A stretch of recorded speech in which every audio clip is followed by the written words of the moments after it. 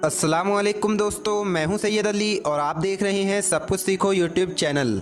दोस्तों, आज की इस वीडियो में हम बात करने वाले हैं हमारे प्यारे आका नबी करीम हुजूर सल्लल्लाहु ताला अलैहि वसल्लम ने इरशाद फरमाया, 4 चीज़ें चेहरे की रौनक को ख़त्म कर देती हैं। दोस्तों, इसके साथ साथ हम आपको ये भी बताएंगे कि हज़रत अली ने फरमाया औरत की नींद ख़राब करने से क्या होता है और कब्र में होने वाले 3 सवाल और उनके क्या क्या जवाब हैं। ये वीडियो बहुत ही ज़्यादा नॉलेजफुल है, बहुत ही प्यारी वीडियो है। आपसे दिल से गुजारिश करते हैं कि इस वीडियो को आप आखिर तक ज़रूर देखें। वीडियो शुरू करने से पहले अगर आप हमारे यूट्यूब चैनल पर नए आए हैं तो चैनल को सब्सक्राइब करके बेल आइकन ज़रूर दबा दें। इस वीडियो को लाइक भी ज़रूर करें और ज़्यादा से ज़्यादा शेयर करके अपने कुछ करीबी लोगों तक ज़रूर पहुँचाएँ। तो चलिए वीडियो शुरू करते हैं। दोस्तों, आज हम आपको हमारे प्यारे आका जनाब हज़रत मोहम्मद मुस्तफ़ा सल्लल्लाहु ताला अलैहि वसल्लम के एक बहुत ही प्यारे फरमान के बारे में बताने जा रहे हैं, जिसके बारे में प्यारे आका हुजूर पाक ने फरमाया कि जिस इंसान की ज़िंदगी में ये 4 चीज़ें आ जाएं तो उसके चेहरे की रौनक चली जाती है, उसका चेहरा बेरौनक हो जाता है, उसकी ज़िंदगी से खुशियाँ जाती रहती हैं। दोस्तों, जैसा कि आजकल के दौर में चल रहा है कि हर इंसान अपने चेहरे की खूबसूरती को बढ़ाना चाहता है और बेसुकूनी से निजात हासिल करना चाहता है, तो क्यों ना आपको वो बातें बताई जाएं कि जिनसे अगर आप परहेज़ कर लें तो आपका चेहरा भी रौनकदार हो जाएगा, यानी आपके चेहरे पर रौनक आ जाएगी, खूबसूरती आ जाएगी, नूर आ जाएगा और आपको खुशियाँ भी मिलनी शुरू हो जाएंगी। दोस्तों, प्यारे आका हज़रत मोहम्मद मुस्तफ़ा सल्लल्लाहु ताला अलैहि वसल्लम ने इरशाद फरमाया कि जिना करने से चेहरे की रौनक ख़त्म हो जाती है। इज़्ज़त नहीं करना, यानी जो इंसान इज़्ज़त नहीं करता उसकी खुशियाँ जाती रहती हैं। उसका इज़्ज़त करना चाहे किसी इंसान के मामले में हो या फिर रोज़ी के मामले में हो, किसी भी मामले में हो, जो शख्स उसकी इज़्ज़त ना करे उसकी खुशियाँ ख़त्म हो जाती हैं।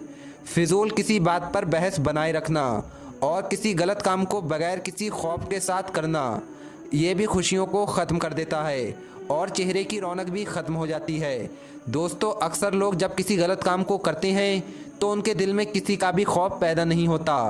उनके लिए फरमाया गया है कि जो कोई भी इन चीज़ों से परहेज़ कर ले उसकी खुशियाँ भी बरकरार रहेंगी, उसके चेहरे पर रौनक भी बनी रहेगी। लिहाजा अगर आप यही चाहते हैं कि खुशियाँ बरकरार रहें और चेहरे की रौनक बनी रहे तो वफ़ादारी कायम करें, किसी के साथ कभी भी झूठ ना बोलें, कभी भी अपनी ज़िंदगी में ज़िना ना करें, हराम काम ना करें। अगर ऐसा हुआ तो आपके चेहरे की रौनक जाती रहेगी और खुशियाँ भी। दोस्तों, इसके साथ साथ हम आपको एक छोटा सा अमल भी बता देते हैं। जिन लोगों को चेहरे की रौनक ख़त्म हो चुकी है, चेहरे पर दाग धब्बे आ चुके हैं और चेहरा देखने वालों को चेहरा अजीब सा महसूस होता है, तो उसके लिए आज एक अमल भी बता रहे हैं। दोस्तों, आपको 1 गिलास में पानी ले लेना है और उसमें 7 मरतबा सूरह फातिहा यानी अलहम्दु शरीफ पढ़नी है। दोस्तों, 7 मरतबा सूरह फातिहा पढ़ने के बाद आपने उस पानी पर फूंक मार देनी है और उस पानी को पी लेना है। इंशाअल्लाह आपके चेहरे पर रौनक ही रौनक आ जाएगी और खुशियाँ आएंगी। दोस्तों, ये अमल आपने पाक साफ़ हालत में करना है। जो मर्द या औरत ये अमल करना चाहे तो पहले पाक हालत में रहे, पाक और बावुज़ू होकर ये अमल करें।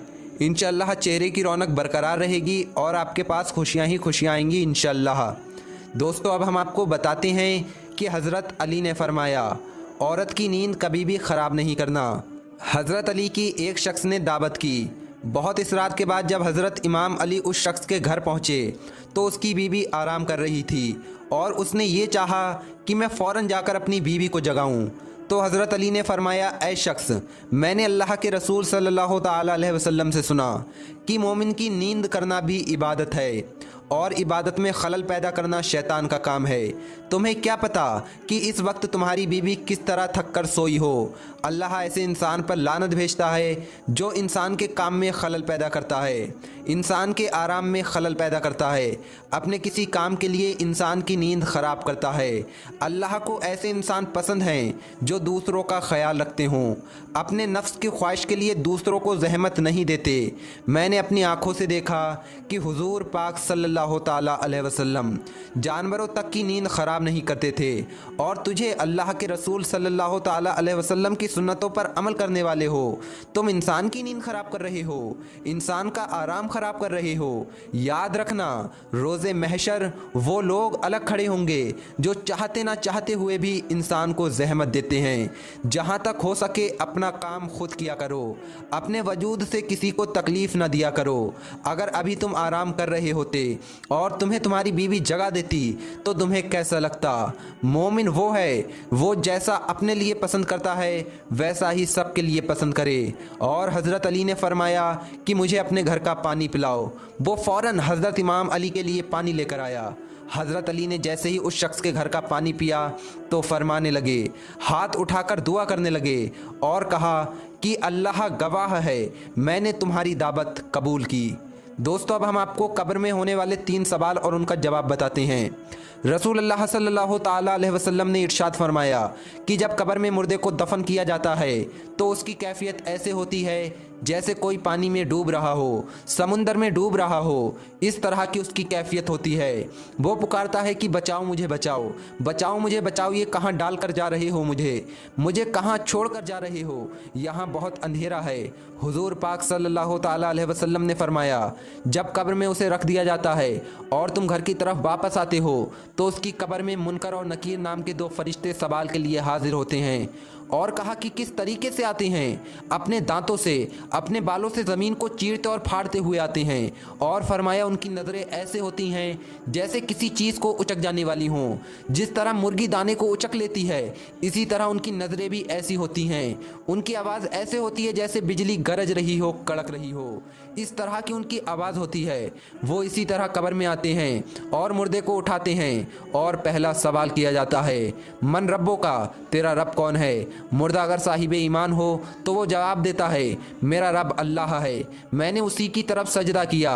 उसके बाद उससे दूसरा सवाल किया जाता है, माँ दीनों का, तेरा दीन क्या है? वो जवाब देता है कि मेरा दीन इस्लाम है। फिर उससे तीसरा सवाल होता है, हुजूर सल्लल्लाहु ताला अलैहि वसल्लम के रोज़ाए नूर से और कब्र के दरमियान से पर्दे हटा लिए जाएंगे और प्यारे आका सल्लल्लाहु ताला अलैहि वसल्लम सामने होंगे और फरिश्ता हुजूर पाक की तरफ इशारा करके कहेगा, बता इनके बारे में तू क्या कहा करता था? वो कहेगा कि ये मेरे आका हैं, ये मेरे आका व मौला हैं, अल्लाह के रसूल सल्लल्लाहु ताला अलैहि वसल्लम है। तो आवाज़ आती है कि ए फरिश्तों, इसके लिए जन्नत की राहें खोल दो, जन्नत के बिछौने बिछा दो और जन्नत की खिड़कियां खोल दो और इसे जन्नती ताज पहना दो, इसकी कब्र नूर से मुनव्वर कर दो, क्योंकि इसने जवाब अच्छा दिया। फरिश्ते कहते हैं कि हमें अल्लाह पाक ने पहले बता दिया था ये बंदा सही जवाब देगा और तुमने सही जवाब दिए। उसके बाद जब मुर्दे को इनाम मिलता है तो वो कहता है, रुको, मैं अपने घर वालों को बता कर आता हूँ कि मुझे कब्र में क्या इनाम मिला है। फरिश्ते कहते हैं कि सो जा, सो जा जैसे दुल्हन सोती है। तूने ज़िंदगी में अल्लाह के लिए रातों को उठ कर इबादत की, अपनी नींद को, अपने आराम को अल्लाह के लिए ख़त्म कर दिया।